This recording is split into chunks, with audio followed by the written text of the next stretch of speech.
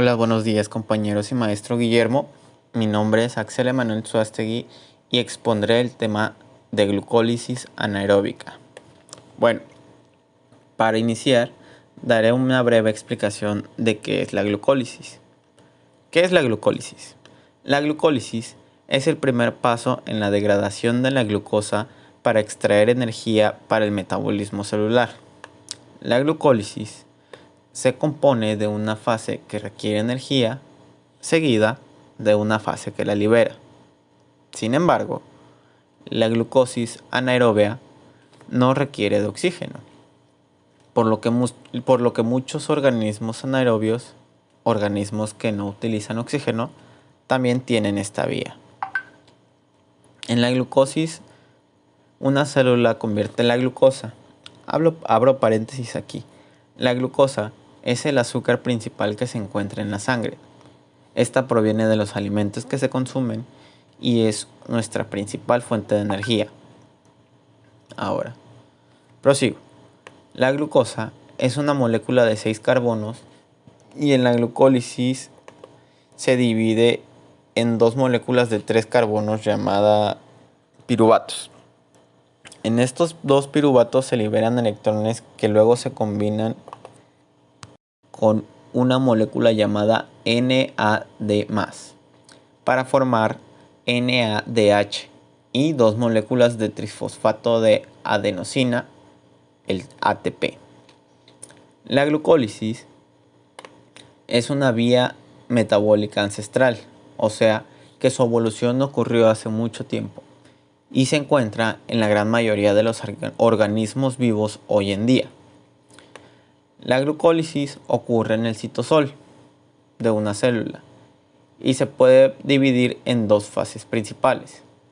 Como antes dije, la fase en la que se requiere energía y la fase en que se libera energía. A continuación hablaré de eso. En la fase de que se requiere energía. En esta fase, la molécula inicial de glucosa se reordena y se le añaden dos grupos fosfato.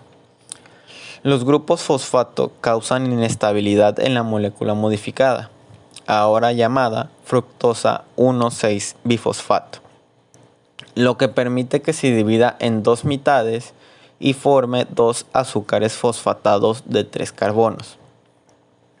Puesto que los fosfatos utilizados en estos pasos provienen del ATP, se deben utilizar dos moléculas de ATP. Los dos azúcares de 3 carbonos formados cuando se descompone el azúcar inestable son diferentes entre sí. Solo uno, el gliceraldehído 3-fosfato, puede entrar en el siguiente paso. Sin embargo, el azúcar desfavorable DHP, que es la dihidroxiacetona fosfato, se puede convertir fácilmente en el isómero favorable, por lo que ambos completan la vía final. Bueno, ahora hablaré de la fase en la que se libera energía. En esta fase, cada azúcar de 3 carbonos se convierte en otra molécula de 3 carbonos, piruvato, mediante una serie de reacciones. Estas reacciones producen dos moléculas de ATP y una de NADH. El NADH es un compuesto químico de coenzima nicotinamida adenina dinucleótido y de hidrógeno, y esta se encuentra en las células del tejido muscular de los seres vivos. Dado que esta fase ocurre dos veces, una por cada dos azúcares de 3 carbonos, resultan 4 moléculas de ATP y 2 de NADH en total. Cada reacción de la glucólisis es catalizada por su propia enzima. La enzima más importante para la regulación de la glucólisis es la fosfofructosinasa, que cataliza la formación de la inestable molécula de azúcar con dos fosfatos. Fructosa 1,6-bifosfato. La fosfofructosinasa acelera o frena la glucólisis en respuesta a las necesidades energéticas de la célula. En resumen, la glucólisis convierte una molécula de glucosa de 6 carbonos en 2 moléculas de piruvato de 3 carbonos. El producto neto de estos procesos son 2 moléculas de ATP, 4 ATP producidos y 2 ATP invertidos y 2 moléculas de NADH. Una vez explicada la glucólisis, cabe resaltar que existen dos tipos: la aeróbica, que es en presencia de oxígeno, y la anaeróbica, que es cuando no hay presencia de oxígeno o los niveles de oxígeno son muy bajos. Bueno, dicho eso, hablaremos de qué es la glucosis anaeróbica. La glucosis anaeróbica es un proceso anaeróbico que no utiliza oxígeno, por lo que el producto de piruvato permanece en su lugar para ser descompuesto o catalizado por otras reacciones, como lo que ocurre en el tejido muscular o en la fermentación. El ácido láctico, que se acumula en la célula de los músculos cuando los procesos aeróbicos no logran satisfacer las demandas de energía, es un subproducto de un proceso anaeróbico.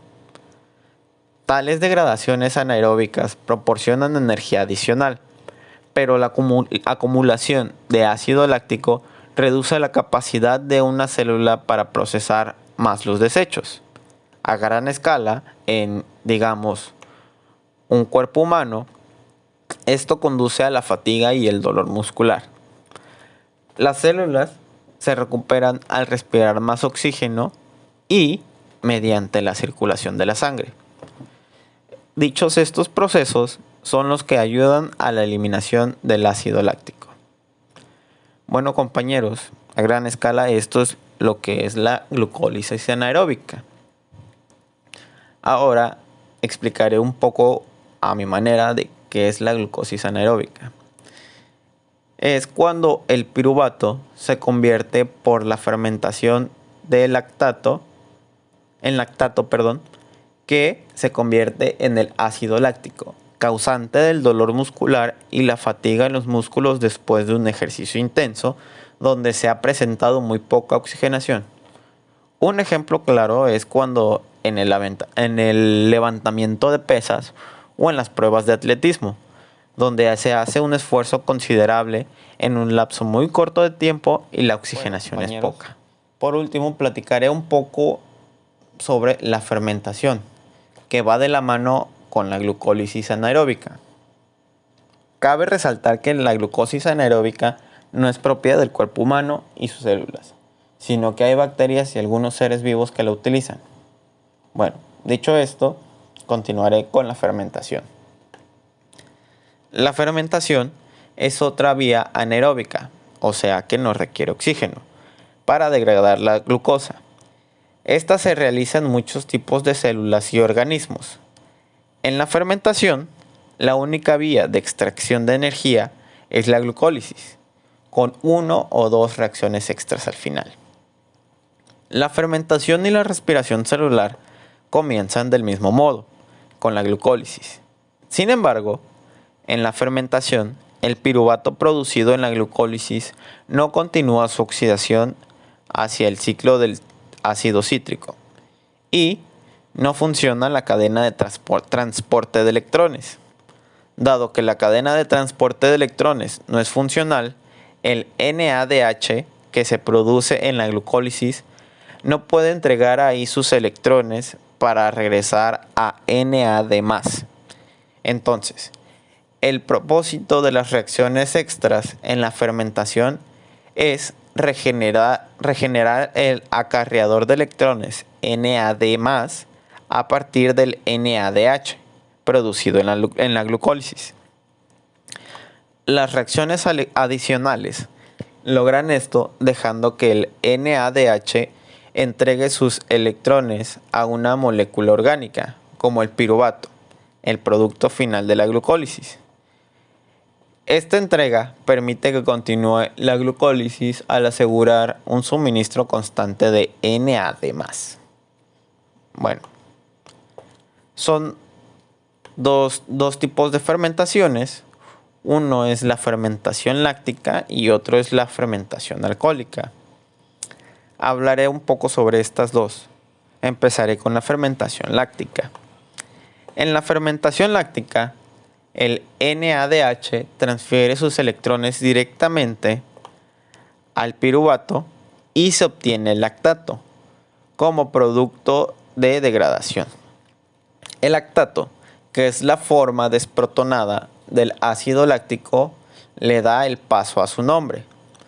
Las bacterias que forman el yogurt realizan la fermentación del ácido láctico al igual que los eritrocitos de tu cuerpo, los cuales no tienen mitocondrias y, por lo tanto, no pueden llevar a cabo la respiración celular. Las células musculares llevan a cabo la fermentación láctica, pero solo cuando tienen muy poco oxígeno como para continuar la respiración aeróbica, como cuando haces ejercicio muy intenso, así como en los ejemplos que les di de el levantamiento de pesas o una carrera de atletismo. El ácido láctico producido en las células musculares se transporta a través del torrente sanguíneo hacia el hígado, donde se vuelve a convertir en piruvato y se continúa de manera normal con las reacciones restantes de la respiración celular. Bueno, ahora, la fermentación alcohólica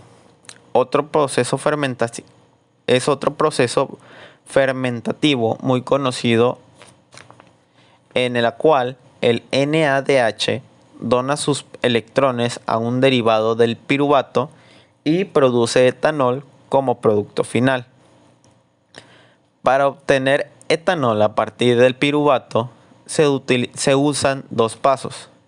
En el primer paso, al piruvato se le retira un grupo carboxilo y se le libera como dióxido de carbono, con lo que se produce una molécula en dos carbonos llamada acetaldehído. En el segundo paso, el NADH dona sus electrones al acetaldehído y genera NAD+, a la vez que genera etanol. La fermentación alcohólica de las levaduras produce el etanol de bebidas alcohólicas como la cerveza y el vino. Sin embargo, el alcohol en grandes cantidades es tóxico para las levaduras, al igual que para los seres humanos, lo que establece un límite superior en el porcentaje de alcohol en estas bebidas. La tolerancia de las levaduras al etanol abarca desde el 5% hasta el 21% según la cepa de levadura y las condiciones ambientales.